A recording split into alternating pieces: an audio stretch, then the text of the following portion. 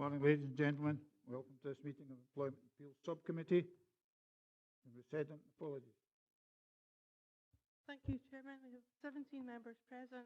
Apologies from Councillors Dyke, Gilroy, Mark, Councillor Brothers.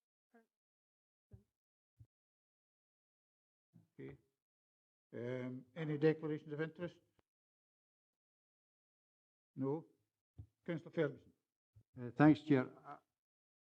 I don't think it's actually clear in the delegations of this subcommittee that we can review or revise or advise on HR policy. It could be argued that this committee is purely to deal with appeals against decisions made under existing policy, and I could welcome some guidance in that. Archie. Chair, I was at the Safety Committee yesterday talking to some of the trade unions there, and policies at the moment are being reviewed by ODHR and Trade Union Policy Review Group, which meet under, I'm sure Paul will understand, under HR to review these type of things. And I agree with Andy that whether we have the delegation or not in this particular case, it would be unusual for us to, because we're part of the process, rather as, part of the appeals process, whether we should review and take a consideration to Policy and Resources Committee. The reason for that is that the trade union basically said if we make a decision today, they could actually appeal it. So therefore, why is it here? I understand there was a discussion at a previous Employment and Appeals subcommittee which actually brought this here as a motion from that subcommittee. I think the delegation is quite clear in that, we shouldn't be putting something forward to Policy and Resources, especially after the discussions I had yesterday with the trade unions. And basically they said they'd like to see it go to OD and HR and the Trade Union Review Body. And I would so move that being the case. I'd be happy to sign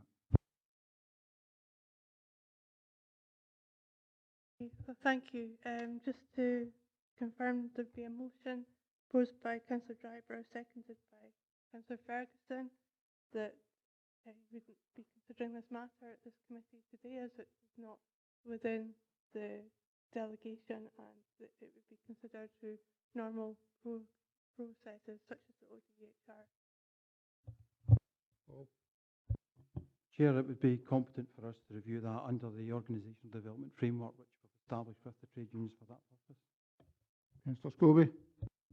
Yeah, Chair, I have no difficulty with what's being said in terms of the trade union side. Indeed, I put forward correspondence, an email to governance, to consider whether we have the trade union here to participate in this, where an input from them would be worthwhile.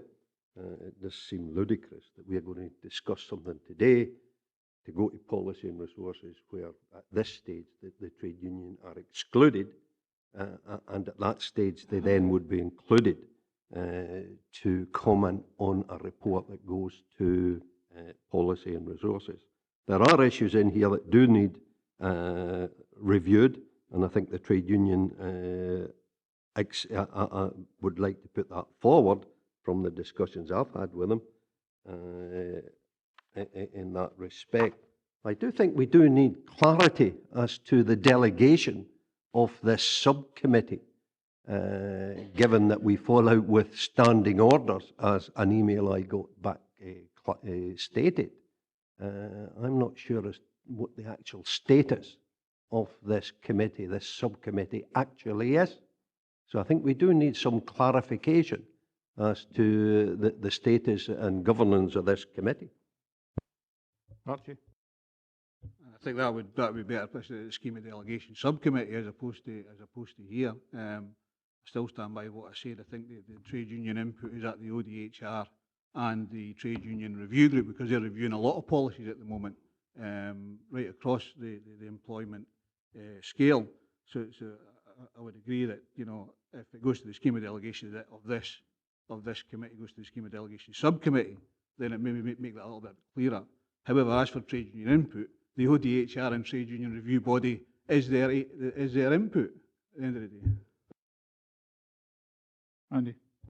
Thanks very much, Chair. I'm acutely aware when I sit in a small panel that we're carrying the burden of the whole council and we're making decisions on behalf of the council, which can be challenged externally, and the other ramifications that might bring.